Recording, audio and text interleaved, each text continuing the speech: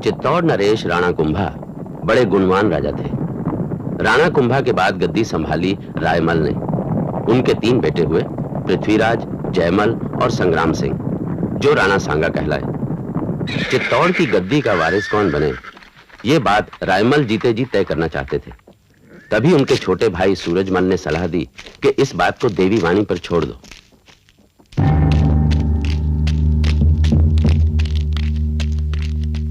अरे खम्मा देवी,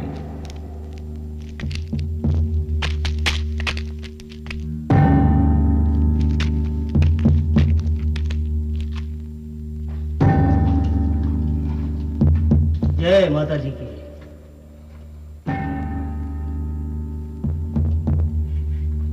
बता रहा हूं।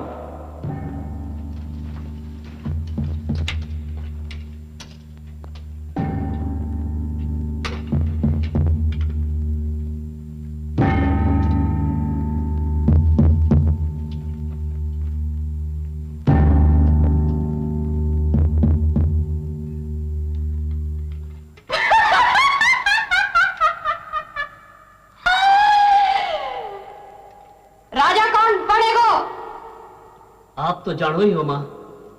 हाँ जाड़ू हूँ। राज से हासिल वाले योग्य व्यक्ति मिल गया हो। आप तो बस भी को नाम बतावारी कृपा करो देवी मां। राजा कौन बनेगा? इन मंदिर में सबसे पहलू कौन आयो? मैं आयो। इन्हें बाद मैं आयो। मैं तो सबसे पाछे आया हा मां। इन्हें बाद भी थे, अब भागरी खाल पे बैठे हो। तो इनमें क्या हो गयो? भागरी खाल पर बैठने वाला राजा होवेगा। या तो मूर्खता है। मैं राजा बनूंगा। क्या भविष्य जानने चाहते था? मैं बता दियो। इन्हें अप्रभ भाग्य मन स्वीकार करो। अगर मैं इस खाल पे बैठे हो तो? और भाई जी, आप ही खाल पर बैठे तो नहीं रहा। हमारा से भूल हो गई और भूल तो सुधारी जा सके। इस खाल से, इन खाल पे बैठने का अधिकार मारो है। भाई जी, आप ना अवसर मिले हो पृथ्वीराज से देवी माता की बात नहीं बदल सको। हाँ, जब तक संग्राम सिंह जीव तो है, मैं इन्हें जीव तो ही नहीं छोड़ूंगा। मैं इन्हें जीव तो नहीं छोड़ूंगा। मैं इन्हें टुकड़ा टुकड़ा कर दूंगा। मैं राजा बनूंगा। मैं बनूंगा राजा। पृथ्वीराज, तू अपने भाई पे हाथ उठा के बहुत बड़ो पाप कियो है। महाराज ने पता लगेगा तो क्या होगा पृथ्वीराज? जब पृथ्वीराज के आक्रमण की खबर रायमल ने सुनी तो क्रोधित होकर पृथ्वीराज को देश निकाला दिया। राणा सांगा भी गायब हो गए थे, उनका कोई अता पता नहीं चला। तभी रायमल ने तीसरे बेटे सीधे साधे जयमल को राजा बनाया। मेवाड़ की किस्मत डूबने लगी। इतने में पृथ्वीराज की मौत की खबर आई और फिर पता चला राणा सांगा जीवित हैं और श्रीनगर में राजा करमचंद के चाकर हैं। बूढ़े रायमल ने तुरंत अपने मंझले बेटे को बुलाया और उसे गद्दी सौंप दी। बंधुओं,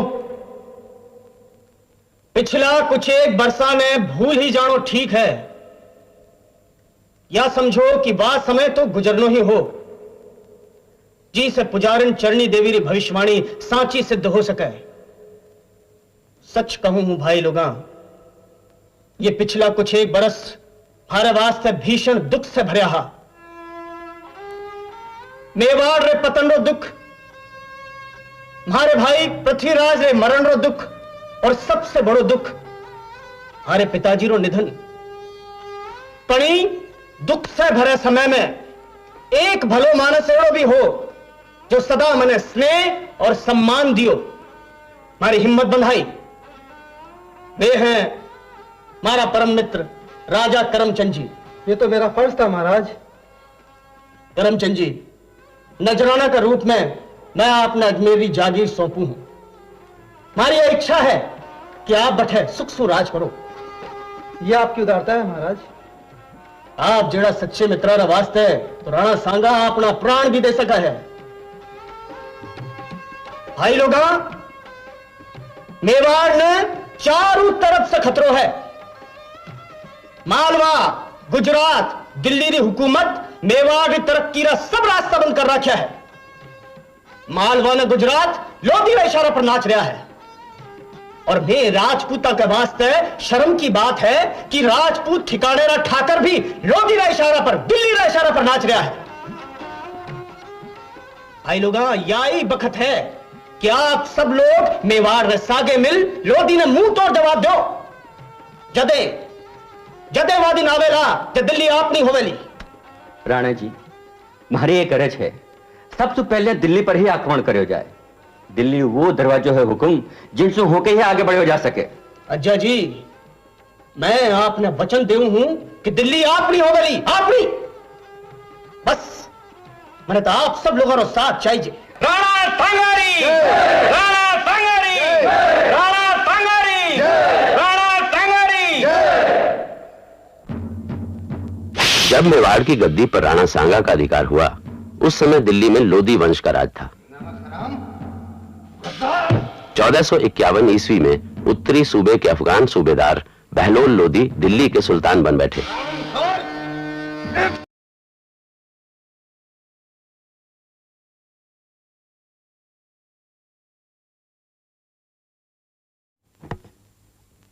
मियां हुसैन राणा सांगा की फौज में जा मिला। नतीजा यह हुआ कि इब्राहिम की फौज को राजपूतों ने खदेड़ भगाया। अपनी काबिलियत साबित करके मियां हुसैन फिर से इब्राहिम लोधी के पास लौट आया। इस लड़ाई में राणा सांगा का एक हाथ और एक पैर बेकार हो गए। इस अवस्था का फायदा उठाकर उन्होंने अपने सामंतों की परीक्षा ली।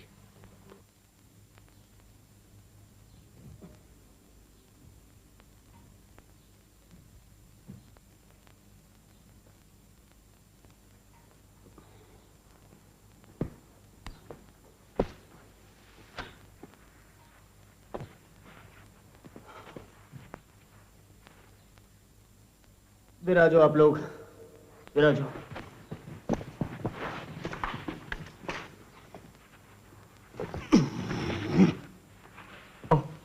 ओके करो अन्नदाता, आपरे वास्ते तो सिंहासन ही सही जगह है। नहीं अज्जा जी, यो ठीक नहीं लगे। मैं तो आप लोगों के सागे बैठूं। नहीं अन्नदाता, माने अतरो लज्जित नहीं करो। आप बैठो अज्जा जी। जब कोई मूर्त टूट जावे तो उनकी पूजा नहीं किया करे। क्यों उदय सिंह जी, ठीक है ना? आप सही फरमा रहे हो राणा साहब। मेवाड़ रे सिंहासन पर बैठ वालो राजा परिपूर्ण भी तो होना चाहिए अज्जा जी।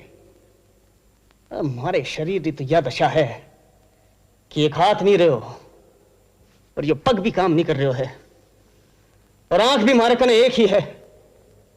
एड़ी अवस्था में मारो सिंहासन पर बैठनो आप लोगों ने कहीं ठीक लागे? पर आप रा घाव तो अन्नदाता पराक्रम रा घाव है, विजय रा घाव, एक वीर रणबांकुरा रा आभूषणारी भांति। अन्नदाता, माने और लज्जित नहीं करो। उठो उठो ने सिंहासन माथे बिराजो। आप सब लोग यही चाहो हो? मैं आप सब लोगों की राय जानना चाहूं। भाई लोगा, एक तारो फल आप रे सामने है। इब्राहिम लोधी री फौज ने हराबा के बाद ही माने संतोष नहीं करना है। ये तो हमारी शुरुआत है। पर मारी अर जो है अन्नदाता कि सबसे पहले माने सुल्तान रा विरोधी अफगान अमीरा ने तोड़ना चाहिए। नहीं दाता, बाबर ने घड़ी होशियारी से एक और चाल फेंकी। उन्हें समर्पित अफगान अमीरा ने आपने लोगों से भी ज्यादा सम्मान देना शुरू किया है ताकि वो लोग उनका प्रति वफादार रह सके। यह बात अब साफ दिख रहा है कि बाबर का इरादा वापस काबुल जावरा नहीं है। उड़ाना घना लोग काबुल वापस लौट गया, पर वो जावा को नाम ही को नहीं लेवे। अन्नदाता, बाबर रे संबंध में फैसलो करना ही चाहिए। काश आपने आगरा तक को साथ दियो हो तो। ये सब तो भाग्यरा फेर है जाजी, ई का मैं जिम्मेदार को नहीं। खैर जो हुयो सो हुयो, उनके बारे में चिंता करवारी जरूरत नहीं।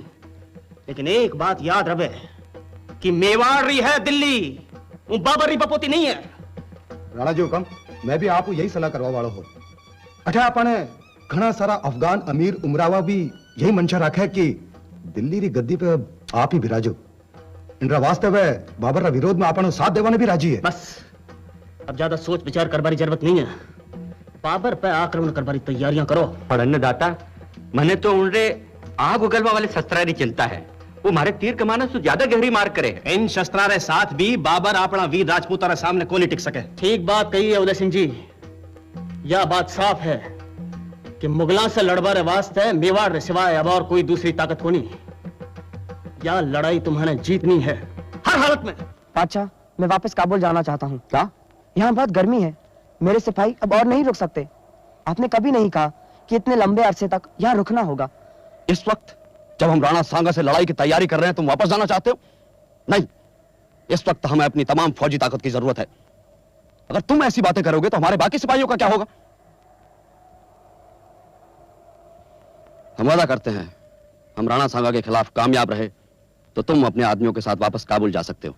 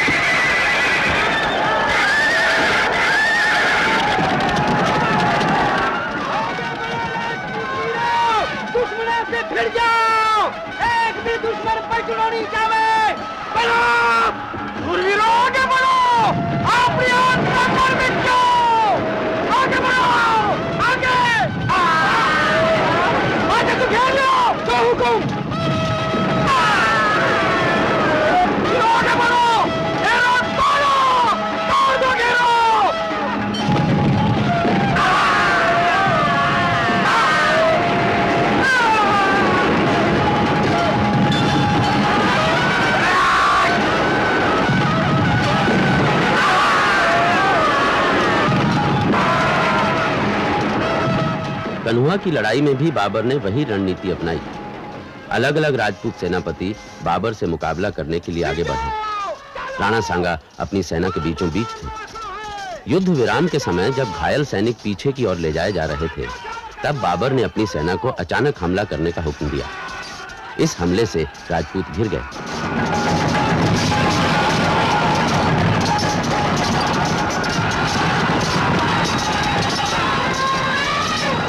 राणा जी, आप निकल जाओ, दुश्मन लोग घेरो आगे बढ़ रहा है।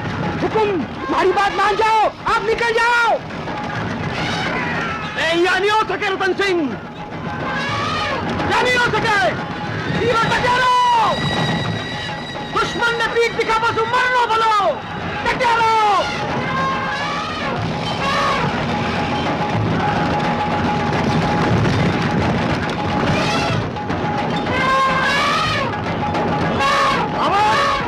हाथी ने घुमाओ, आगे चल मते,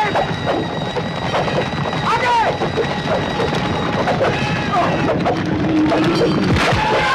सिपाहियों, राणा जी ने बचाओ।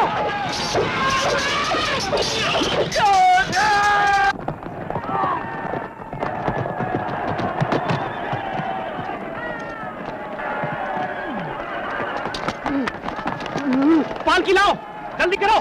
महाराणा ने बासवा में कोई सुरक्षित स्थान पर ले जाओ। राणा की ने छिपा लो।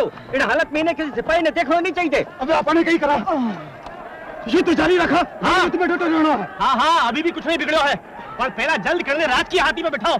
जब सिपाही देख लेगा कि राज की हाथी पर राणा नहीं है तो उड़ारी हिम्मत टूट जाएगी। राणा जी बाद आदेश देवारो अधिकार राव रतन सिंह जी है। हाँ। यही धारण करेला अब राणा जी पागड़ी। पर मैं राणा जी जगह को नहीं ले सकूं। पर क्यों?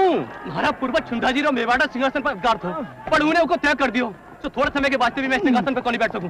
अबार अपना कने इन मातारा वास्ते समय को नहीं। मैं आपको कुलरोप पेड़ को नहीं तोड़ सकूं। मैं किसी का भी आदिन का लड़वाने तैयार हूं। जेड़ी आपकी मंशा। अज्जा जी, अब आप ही धारण करो राणा जी पागड़ी, आप ही हाथी पे बिराजो। अज्जा जी, अब देर न करो। राणा जी बात अली सेनारी बाग दौड़ अपन कनी ने तो संभालनी है। अज्जा जी बिराजो, देर न करो।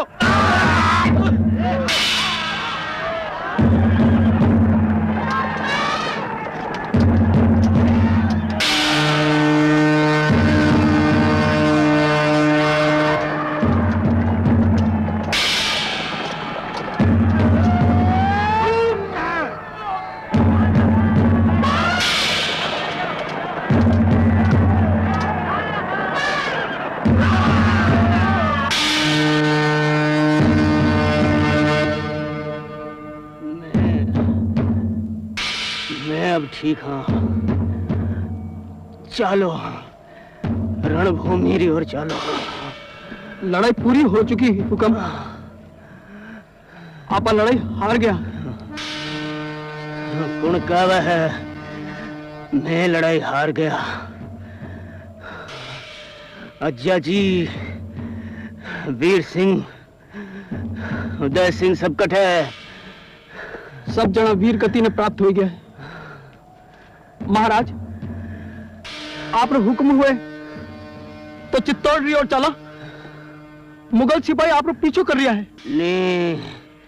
ने सैनिक चित्तौड़ री और नहीं, मैं प्रण कर्यो है कि बाबर रो नाश किया बिना मैं चित्तौड़ नहीं जावाला। सब सैनिकों ने इकट्ठा करो। आभार ई बखत मैं हारिया नहीं हाँ सैनिक, मैं हारिया नहीं हाँ।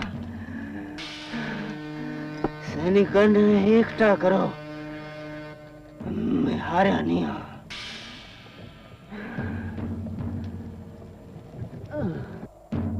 राणा सांगा कभी चित्तौड़ वापस न जा सका।